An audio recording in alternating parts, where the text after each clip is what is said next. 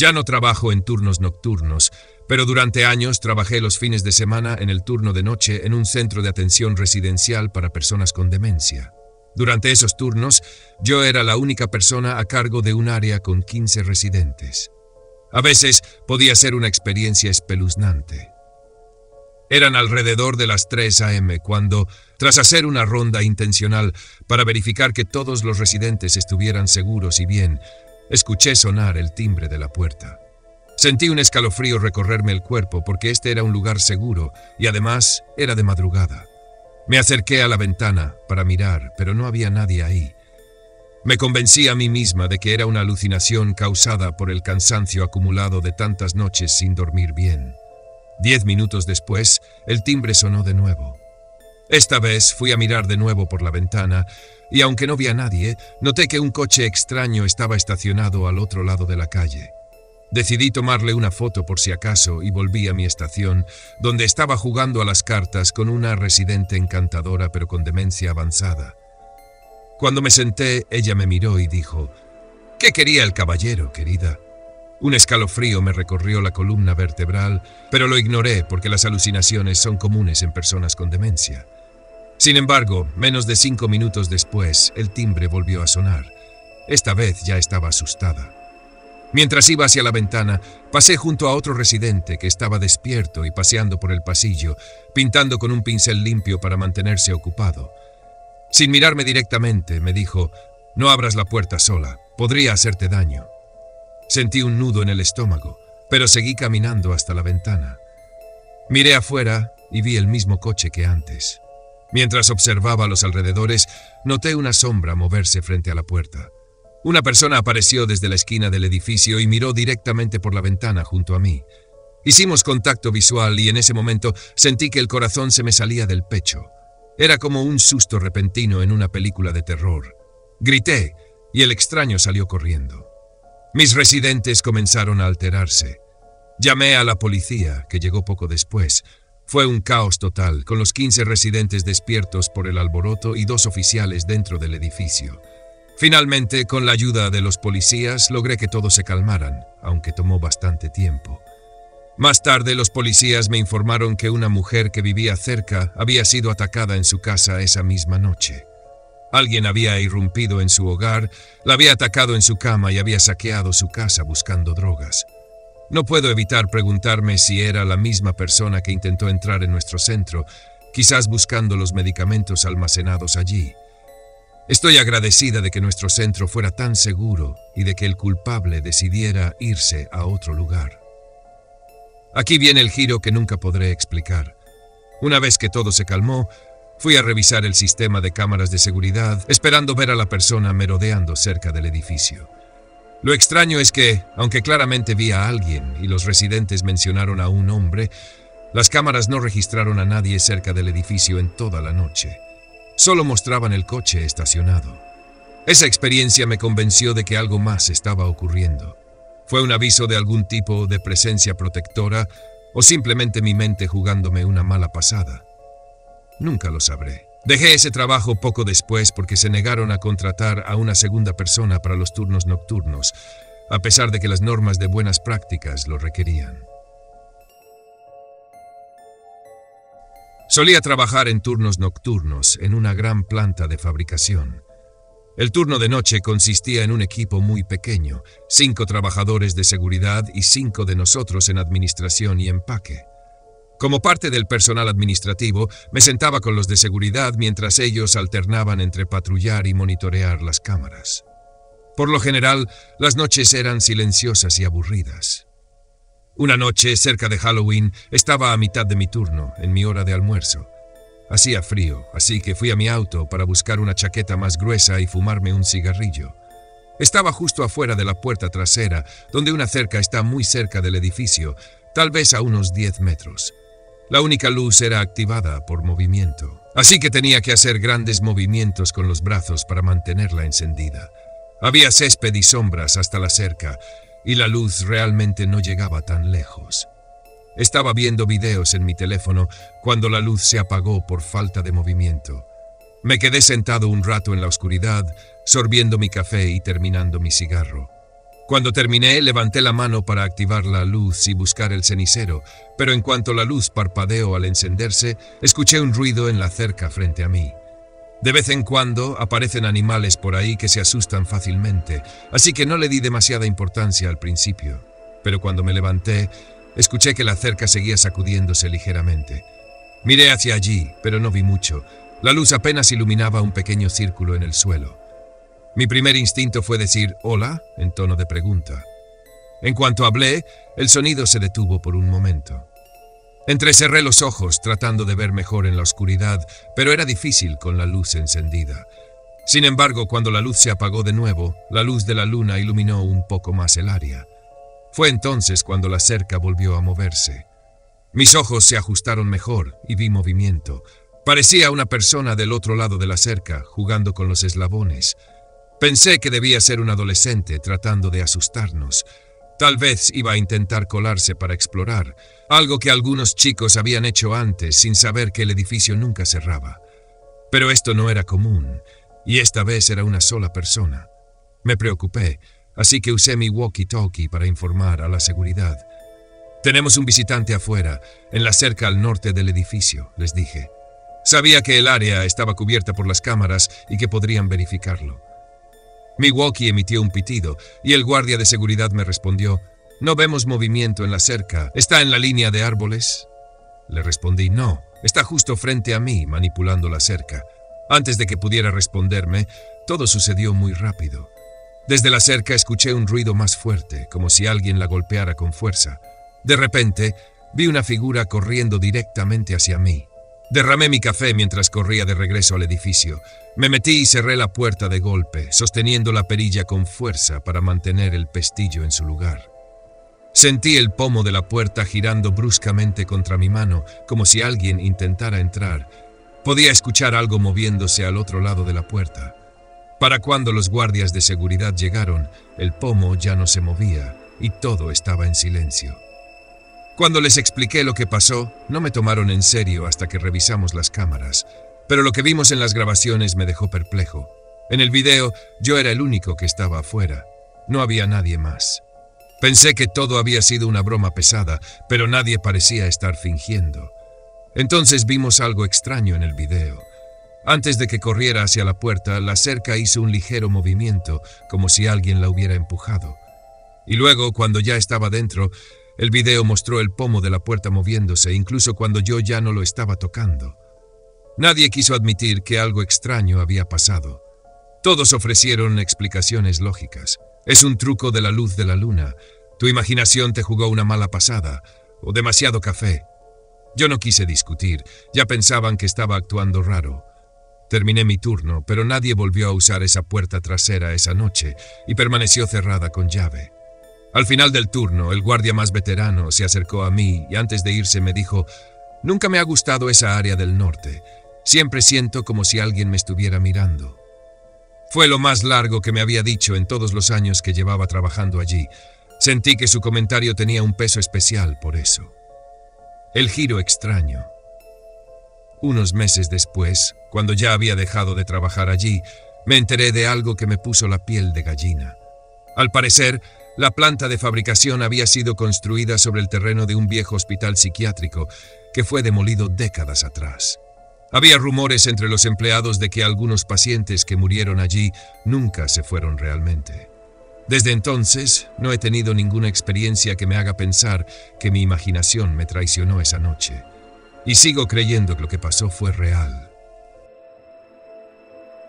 Trabajaba en el turno nocturno en un subway dentro de una parada de camiones abierta a las 24 horas. No era el trabajo más glamuroso, pero pagaba las cuentas. La mayoría del tiempo era tranquilo, especialmente después de que los camioneros regulares habían comido y se iban por la noche. Una noche, estaba detrás del mostrador limpiando algunas cosas cuando un hombre entró. Al principio está parado allí mirando el menú. Luego me preguntó si tenía un sándwich para él. Pensé que tal vez había llamado para hacer un pedido, así que le pregunté su nombre para buscarlo. Fue entonces cuando dio un paso adelante y pude ver que estaba cubierto de sangre. Su camisa estaba empapada, sus jeans salpicados y la sangre goteaba al suelo. En la oscuridad de la tienda no me di cuenta de lo grave que era hasta que vi el rojo. No era un poco de sangre, estaba realmente cubierto. Me congelé por un segundo y él dijo que no necesitaba saber su nombre, que simplemente le hiciera un sándwich. No quería que el tipo entrara en pánico, así que intenté mantenerme calmado y pensar en la mejor manera de notificar a alguien mientras le preparaba el sándwich. Pensé en una excusa para ir a la parte trasera de la tienda, diciendo que necesitaba más lechuga porque el contenedor casi estaba vacío. Señalé a mi compañera, que estaba descansando en la parte trasera antes de comenzar su turno, para que fuera a buscar al oficial de policía estatal fuera de servicio que trabajaba como seguridad a esa hora. Unos minutos después, vi al oficial entrando finalmente a la tienda mientras yo terminaba el sándwich del hombre. El oficial vio el rastro de sangre en el suelo y la mirada del hombre, y era obvio que algo estaba seriamente mal. Debía tener años de experiencia con cosas como esta, porque se movió despacio y con calma, fingiendo que solo estaba allí para comprar un sándwich, y se acercó. Pero en cuanto estuvo lo suficientemente cerca, el hombre se tensó, como si estuviera a punto de salir corriendo. El oficial dio un paso adelante y lo agarró justo cuando el hombre intentó zafarse. Pero el oficial fue más rápido. El hombre cubierto de sangre fue arrestado y luego interrogado. Resultó que el hombre había sido apuñalado, pero ni siquiera sabía lo grave que era porque estaba en estado de shock. Aparentemente, él había apuñalado a alguien hasta matarlo esa misma noche. El estado de shock lo había dejado tan desorientado que ni siquiera se dio cuenta de lo malherido que estaba. Había estado conduciendo, llenando el tanque de gasolina de su auto a solo unos metros de la tienda y buscando comida para huir. Era solo un hombre que había entrado queriendo un sándwich, actuando como si no fuera gran cosa, mientras estaba cubierto de sangre después de un asesinato. Fue una experiencia escalofriante tener que lidiar con algo así mientras trabajaba en un turno nocturno. El giro único. Semanas después, todavía no podía sacar esa noche de mi mente. Pero lo que me heló la sangre fue cuando encontré un recorte de periódico que mencionaba al hombre arrestado. Decía que las autoridades habían investigado más profundamente y descubrieron que el hombre no solo había matado a una persona esa noche. El auto que estaba usando no era suyo, y el dueño del auto había sido encontrado muerto en un motel cercano, también apuñalado. Lo más extraño era que el hombre en su interrogatorio había mencionado algo aterrador. Decía que no recordaba haberlo hecho.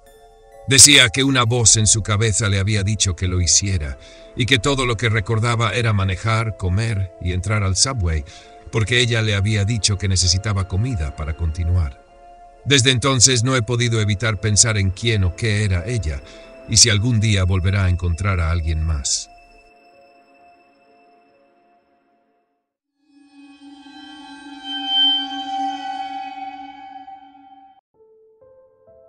En julio de 2022 me mudé a un acogedor bungalow en Tampa, Florida.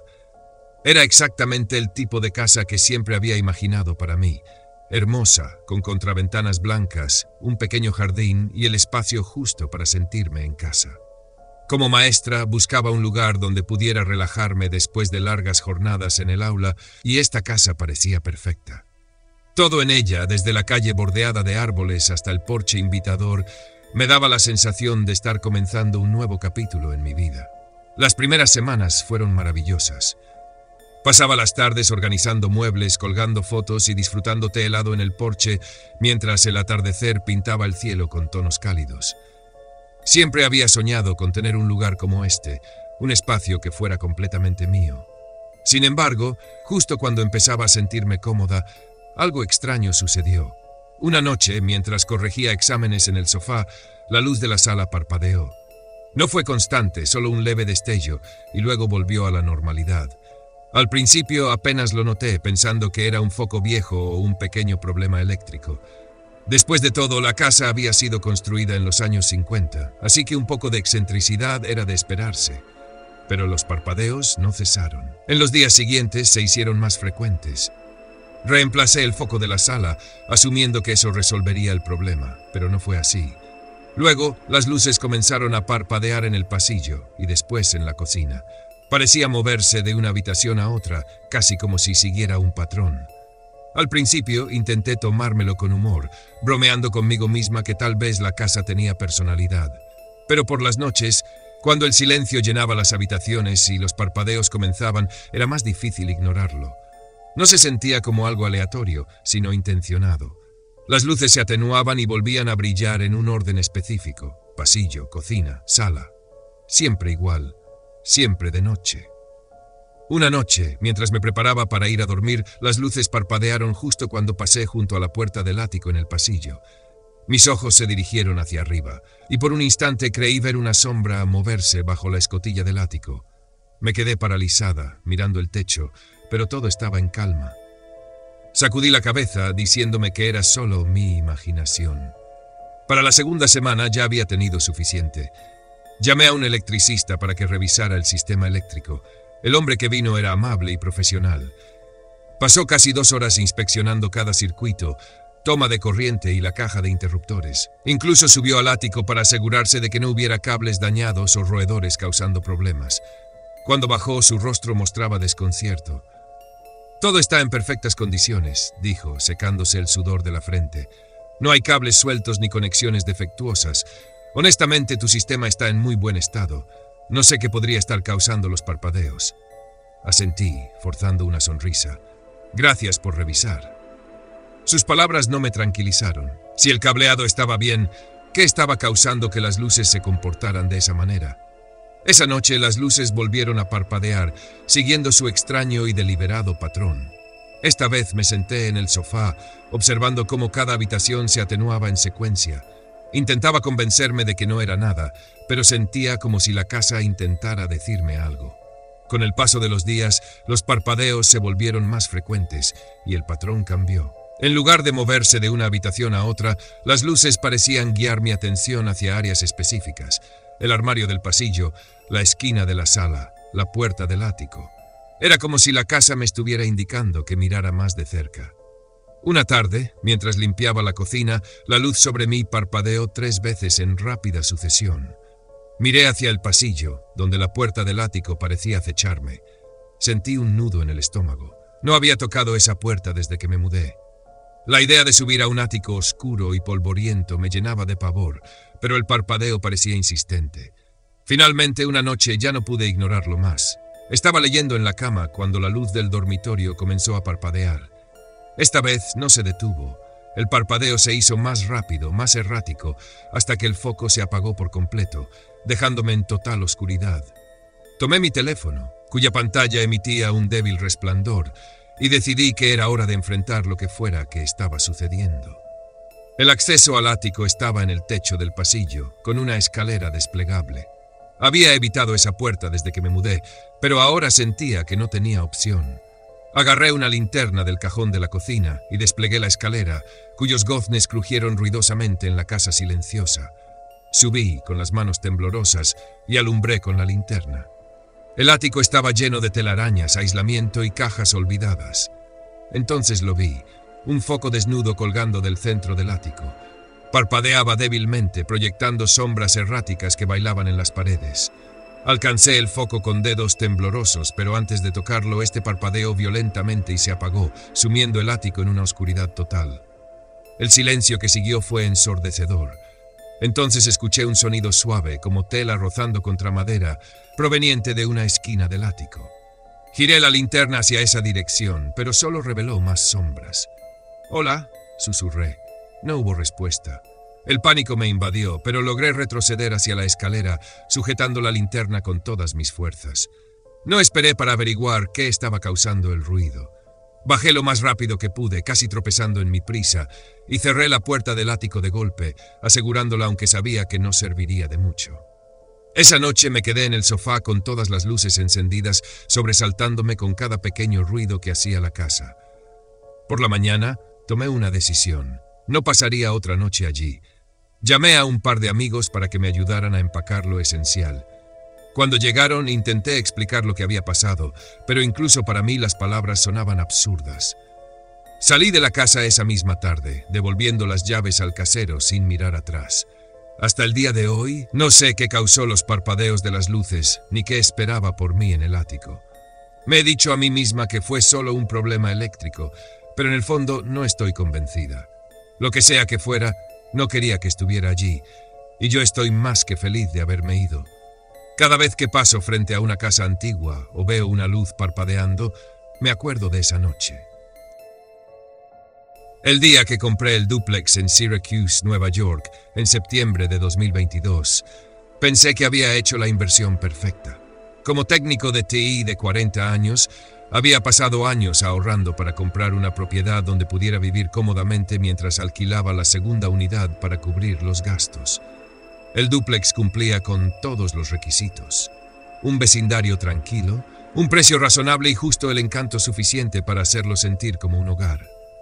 Me mudé a la unidad de arriba mientras trabajaba en la preparación de la unidad de abajo para los inquilinos.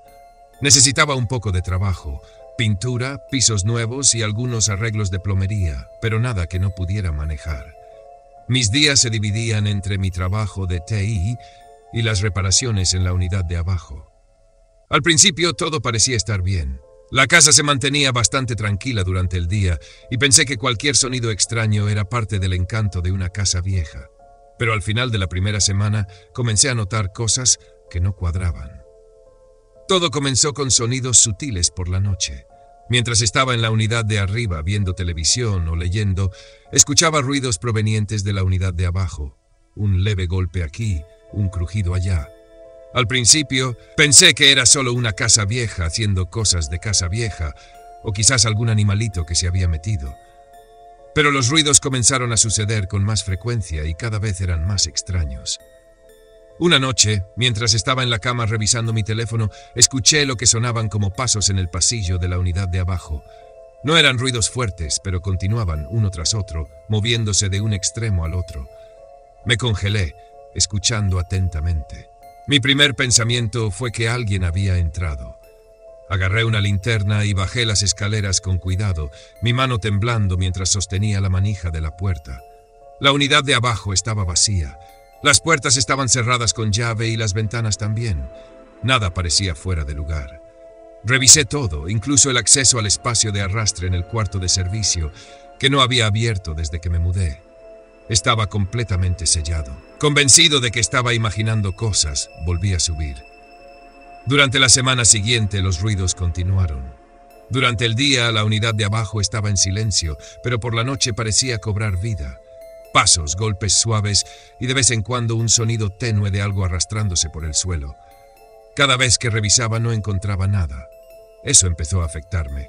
Me quedaba despierto tratando de escuchar hasta el ruido más pequeño, mi mente dando vueltas con posibilidades. Serían ocupas, algún tipo de animal o algo más.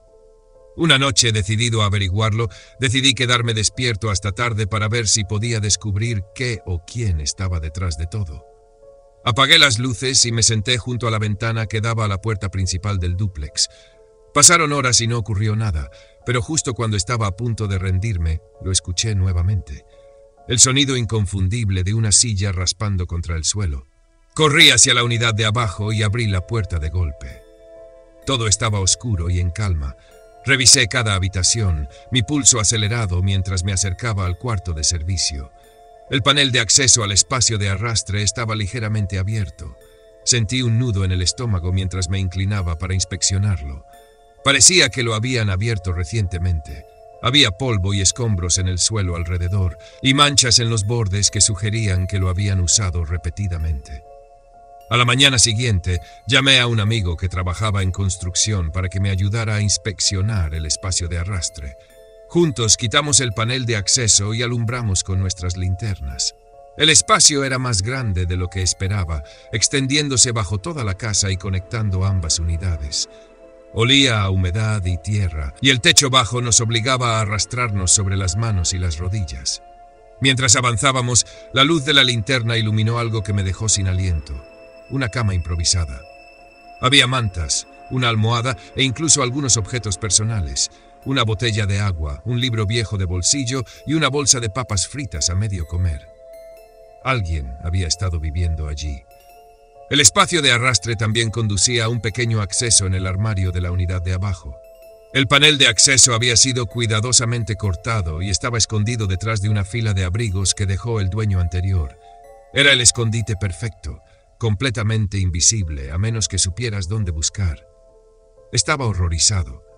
Quienquiera que estuviera viviendo allí podía moverse libremente entre el espacio de arrastre y la unidad de abajo sin ser detectado. Peor aún, podría haber accedido a mi unidad si hubiera querido. Sellamos el panel de acceso ese mismo día, pero la sensación de inquietud no desapareció. Esa noche decidí quedarme despierto en la unidad de arriba y vigilar.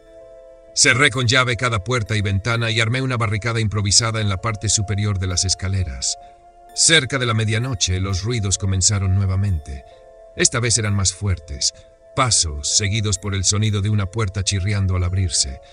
Llamé al 911, susurrando al operador que alguien estaba en la casa. Cuando llegó la policía, registraron la unidad de abajo y encontraron al ocupante del espacio de arrastre. Era un hombre de unos 50 años, desaliñado y claramente perturbado. Afirmó que solía vivir en el dúplex y que todavía era su hogar. «No pueden hacerme irme», murmuró mientras los oficiales lo escoltaban fuera. Sellé el espacio de arrastre con una cerradura de alta seguridad y placas metálicas, pero el dúplex nunca volvió a sentirse igual. Mudarnos a Raleigh, Carolina del Norte, se sintió como la culminación de todo, por lo que mi esposa y yo habíamos trabajado tan duro. Habíamos ahorrado durante años para permitirnos esta casa, una hermosa vivienda de estilo artesanal con un gran patio trasero. Desde el momento en que pisamos el porche, se sintió como nuestro hogar. Mi esposa Jade ya estaba imaginando decoraciones para las fiestas, y nuestros dos hijos, Tyler y Zoe, corrían escogiendo sus habitaciones. Al principio, todo salió como planeábamos. Conocimos a algunos vecinos y nos adaptamos a nuestras rutinas. A los niños les encantaba el patio trasero, y yo incluso había comenzado a abordar pequeños proyectos en la casa para hacerla realmente nuestra. Pero aproximadamente una semana después de mudarnos, empezaron a suceder pequeñas cosas, pequeñas rarezas que al principio no parecían gran cosa, pero que poco a poco comenzaron a destacar más y más. Todo comenzó con los golpes. Siempre llegaban tarde por la noche. Pensé que podía ser una broma, tal vez niños del vecindario jugando. Iba a la puerta, la abría y no encontraba nada más que un porche vacío. Jade se reía del asunto, pero después de la tercera o cuarta vez, incluso ella comenzó a sentirse incómoda. Luego vinieron las notas. Aparecían en el porche, trozos de papel con mensajes crípticos e inquietantes, escritos con una caligrafía irregular y torcida. Decían cosas como, «Esta casa recuerda, y ustedes no pertenecen aquí». La primera vez que encontré una, la arrugué y la tiré, pensando que era algún tipo de broma rara. Pero seguían llegando, cada una más perturbadora que la anterior. Jade quería llamar a la policía, pero no veía sentido. ¿Qué íbamos a decir? Que alguien estaba dejando notas espeluznantes. El verdadero punto de inflexión llegó una noche cuando Jade me despertó con la voz temblorosa. «Hay alguien afuera», susurró. Me levanté de la cama y fui hacia la ventana. Al borde de nuestra propiedad, en la oscuridad, estaba una mujer. Llevaba un abrigo largo y su cabello suelto enmarcaba su rostro, cubriendo partes de él. Simplemente estaba allí, mirando la casa. Cuando salí y apunté mi linterna hacia ella, se dio la vuelta y se fue, desapareciendo en la oscuridad. Al día siguiente llamé al dueño anterior. Era un hombre amable, de unos 40 y tantos años, y cuando nos conocimos durante la venta, me dio su número personal y me dijo que lo llamara si necesitaba algo. Parecía ansioso por seguir adelante, así que le pregunté si alguna vez había experimentado algo extraño mientras vivía en la casa. «Esperaba que te dejara en paz», dijo. «¿Ella?», pregunté, sintiendo un nudo en el estómago. «Mi exesposa», admitió. «Ella no está bien, está obsesionada con esa casa. Incluso después del divorcio se negó a aceptar que ya no era suya. La sorprendía merodeando por la propiedad, mirando por las ventanas. Con el tiempo empeoró. Comenzó a dejar notas, a jugar con las puertas y, bueno, lo siento. Pensé que se olvidaría después de que me fui. Colgué el teléfono sintiéndome tanto furioso como profundamente inquieto. No era solo un extraño cualquiera metiéndose con nosotros. Era alguien con una conexión con la casa, alguien que creía que todavía le pertenecía. Después de esa conversación, Jade y yo decidimos tomar precauciones. Instalamos cámaras de seguridad alrededor de la propiedad y añadimos cerraduras más fuertes a las puertas y ventanas. Por un tiempo, las cosas parecieron calmarse. Los golpes se detuvieron y no hubo más notas. Pero Justo cuando todo parecía volver a la normalidad, comenzaron los actos de vandalismo. Comenzó con pequeñas cosas: arañazos en la puerta principal, plantas en el jardín desarraigadas. Luego, una noche, nos despertamos con el sonido de un vidrio rompiéndose. Una piedra había sido lanzada a través de la ventana de la sala. Salí corriendo, pero quien lo hubiera hecho ya se había ido. A lo lejos, bajo el tenue brillo de la farola, creí ver una sombra alejándose. Al día siguiente encontramos una nota pegada en la puerta principal: «Váyanse o lo lamentarán». Jade estaba aterrada y por primera vez empecé a preguntarme si habíamos cometido un error al comprar esta casa, pero no podía dejar que ella ganara. Esta era nuestra casa ahora, y no iba a dejar que nos asustara para que nos fuéramos. Aproximadamente una semana después, las cosas finalmente cruzaron la línea. Era tarde y los niños estaban dormidos. Jade y yo estábamos en la cocina cuando escuchamos un fuerte golpe contra la puerta principal. Agarré un bate de béisbol y abrí la puerta para encontrar otra nota clavada en la madera con un cuchillo: «Esta casa no los quiere». Esa noche llamamos a la policía. Cuando llegaron les mostramos la nota y el cuchillo y les explicamos todo lo que había estado sucediendo. Prometieron patrullar el área con más frecuencia y se llevaron el cuchillo como evidencia. Unos días después, la atraparon. Había estado merodeando en el callejón detrás de nuestra casa, observando por las ventanas. Cuando la arrestaron, todavía llevaba un cuaderno lleno de observaciones detalladas sobre nuestra familia: a qué horas salíamos de la casa, cuándo jugaban los niños en el patio, incluso lo que cenábamos. Su obsesión había ido mucho más allá de lo que podríamos haber imaginado. Su arresto debería habernos traído paz, pero sus últimas palabras se han quedado con nosotros. Mientras los oficiales la llevaban, miró por encima del hombro y dijo: «Esta casa no es suya». Durante meses, esas palabras me han perseguido. Los niños parecen no darse cuenta, pero Jade y yo no hemos dormido bien desde entonces. Mantenemos las cámaras de seguridad encendidas las 24 horas del día y revisamos cada cerradura 2 veces antes de acostarnos. Algunas noches, Jade y yo nos sentamos en la sala, con las cortinas bien cerradas, y hablamos sobre mudarnos. Pero la idea se siente como una derrota. Hemos invertido tanto en esta casa: nuestro dinero, nuestra energía, nuestros sueños. Renunciar a ella se siente como dejarla ganar. Aún así, la sensación de seguridad que una vez tuvimos se ha ido, reemplazada por una inquietud constante. Una tarde, mientras estaba sentado en el porche con una taza de café, me sorprendí mirando hacia el callejón. Estaba vacío, por supuesto, pero mi mente seguía distorsionando la realidad, pintando sombras donde no las había. Tyler salió para unirse a mí y preguntó si podía jugar en el patio trasero. Dudé antes de asentir, dándome cuenta de cuánto nos habían afectado sus acciones. Incluso algo tan simple como dejar que los niños jugaran afuera se sentía lleno de peligro. A veces, cuando estoy solo en la casa, lo siento: una pesadez, una sensación de vigilancia que no puedo explicar. Estamos intentando seguir adelante, recuperar la vida que soñamos cuando compramos esta casa. Jade ha comenzado a plantar flores en el jardín otra vez, y yo he estado trabajando en reparar el daño en la ventana de la sala. Pero algunas noches, cuando el viento sopla de cierta manera, creo escuchar un golpe leve en la puerta. Cuando nos mudamos a la vieja casa en Columbus, Ohio, parecía un sueño hecho realidad. Mi esposa Camila y yo finalmente habíamos encontrado un lugar lo suficientemente grande para nuestra familia. Era una casa encantadora, con ese aire clásico y mucho espacio para que nuestros 2 hijos, Liam y Sophie, pudieran correr y jugar. Me encantaba la idea de asentarnos en un lugar con un jardín donde los niños pudieran divertirse. Aunque la casa estaba algo anticuada, con un papel tapiz pasado de moda, eso solo añadía a su encanto. Pasamos los primeros días organizándolo todo. Liam y Sophie estaban emocionados con sus nuevas habitaciones y no tardaron en explorar cada rincón del patio trasero. Todo se sentía perfecto. Pero comenzó a suceder algo extraño. Aproximadamente una semana después de mudarnos, una tarde Sophie entró corriendo a la cocina con un dibujo en la mano. «Mira, papi, dibujé al hombre del patio», dijo con entusiasmo. Miré el dibujo y sonreí. Era un típico dibujo infantil, figuras de palitos, una casa y una figura alta junto a la cerca. «¿Es tu amigo imaginario?», bromeé. «No», respondió Sophie sacudiendo la cabeza. «Es real. Liam también lo vio. Liam, que estaba coloreando en la mesa de la cocina, intervino. Sí, estaba junto al árbol. Nos mira cuando jugamos. Me reí pensando que era solo un juego.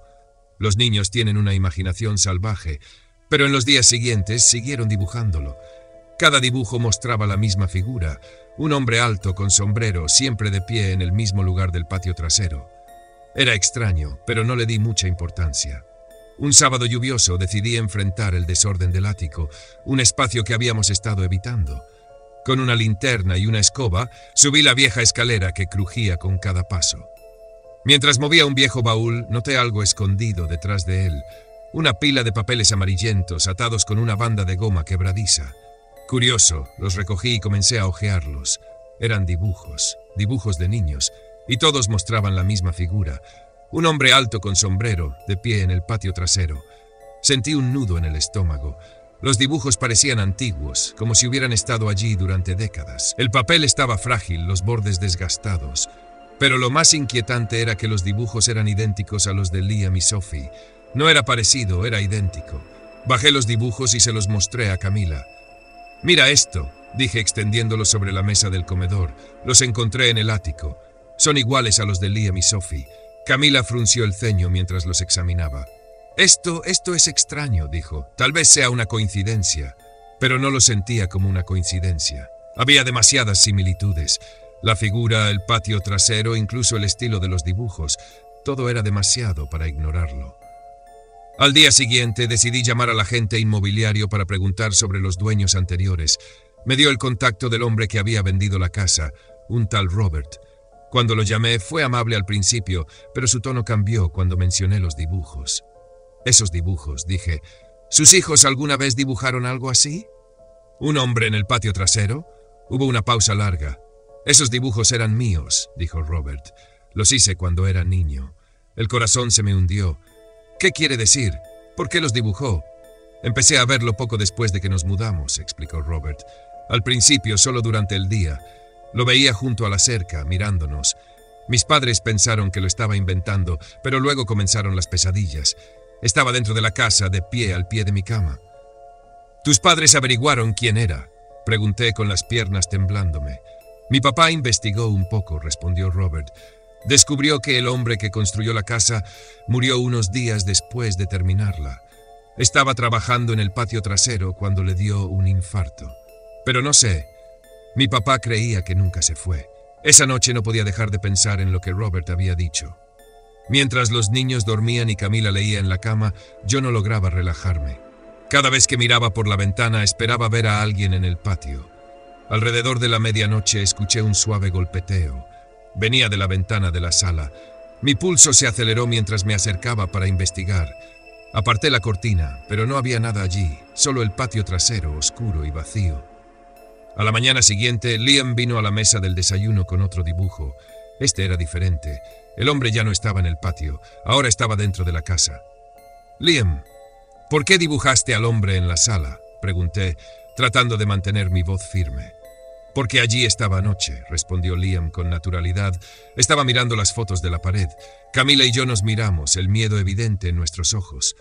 «Solo es un sueño», dijo rápidamente. «Los niños tienen mucha imaginación». Pero yo no estaba tan seguro. El golpeteo, los dibujos, la historia de Robert, todo encajaba demasiado bien.